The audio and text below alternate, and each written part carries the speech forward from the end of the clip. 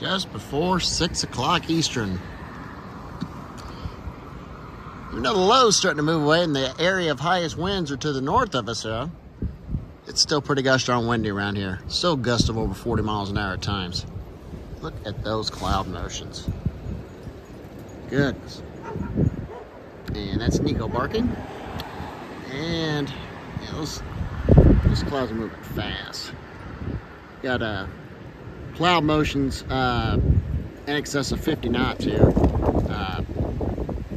RAP analysis up by Kokomo showed storm cloud motions of about 61 knots. But no spring instability.